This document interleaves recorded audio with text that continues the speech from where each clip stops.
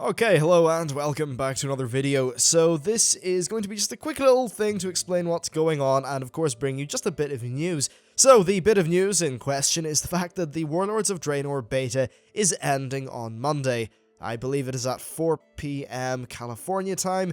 And yeah, this basically means I've got a very busy weekend, and unfortunately it is going to perhaps muck up the content that's going to be on the channel for the next few days.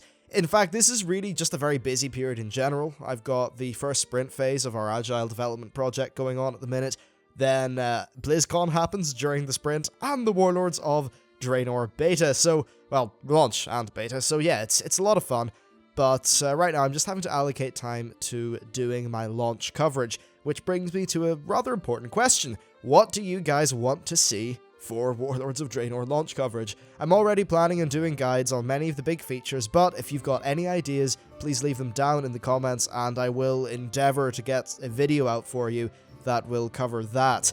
You know, more on the sort of the broad issues and things like that, and perhaps some of the suggested videos in the comments of this thing may not come out until a little bit after launch, because right now I've kind of already got my plate full, considering the beta's ending on Monday.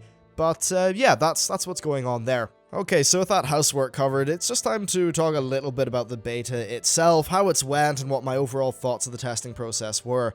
Now, first of all, I just want to say I haven't really got much of a chance to do a lot of proper raid testing in, you know, like a non-LFR capacity. That's mainly because I just don't have a guild who's on the beta or anything like that, which is fine, but it just means that when I'm talking about the beta, I can't really bring a raiding perspective. So what I will say is that they left things rather close to the line in terms of class changes and balancing. I don't know how things are really going to pan out once the expansion launches though. And the reason for that is because while we do have Simcraft results and things like that, the Warlords of Draenor encounters just, like, a Simcraft result is not particularly relevant to them, honestly, so we'll have to see how the balancing plays out. However, it has been a bit close to the bone, but it seems like things are, well, they were getting in an increasingly better state as the beta went on, so let's just hope that balance will be okay. In terms of other things, it's been nice to see the development of the garrison feature throughout the beta. You know, they've been tweaking things, adding things, and in general making lots of, in my opinion, rather intelligent improvements. The garrison system is certainly better now than it was at the launch of the beta, / alpha I suppose, which is certainly a very good thing.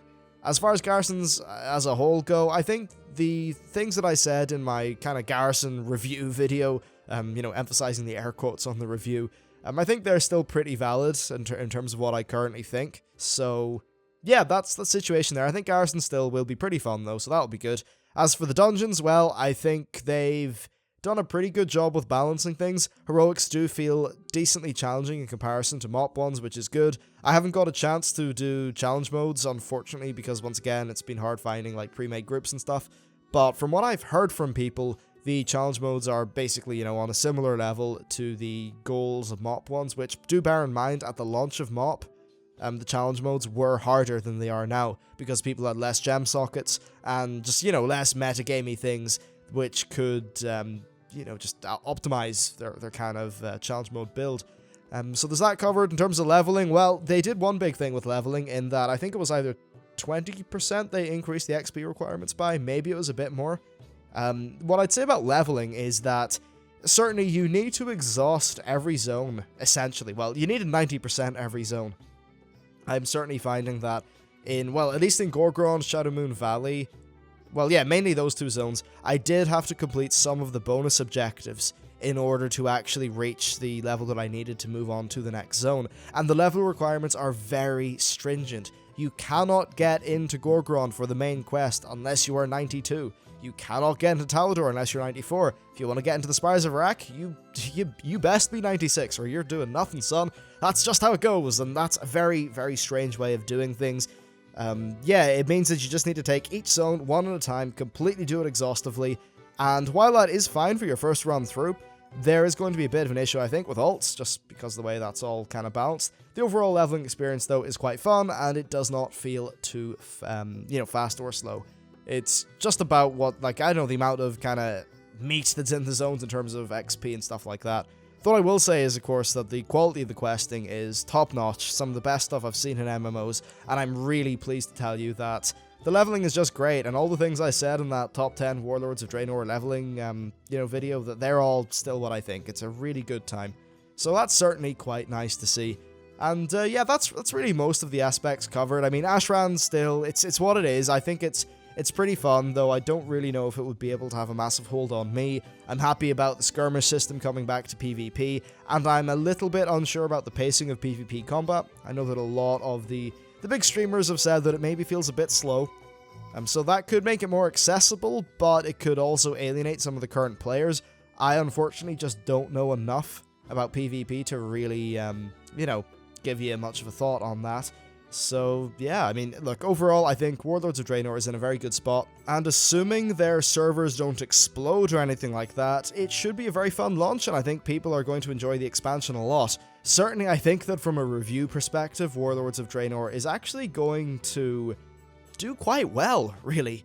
At least it's front-loaded with excellent content. We'll have to see how the patches go, but with the great dungeons, the great leveling, the great raids, and all that stuff, I think reviewers are definitely going to be a lot more kind to this than they were to Mists of Pandaria. Also, WoD doesn't have as much of a problem with the sort of 5.0 daily quest hubs all over the place thing. That's not as bad, so certainly a good thing.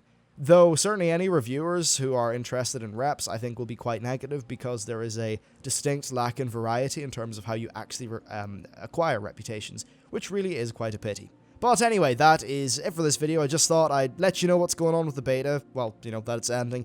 Give you some thoughts, and I'm just going to work this weekend. Hopefully blast out a lot of videos. They'll be ready for launch, and it should be a good time. Of course, any suggestions in the comments would be awesome. Thank you very much for watching, and I'll see you next time.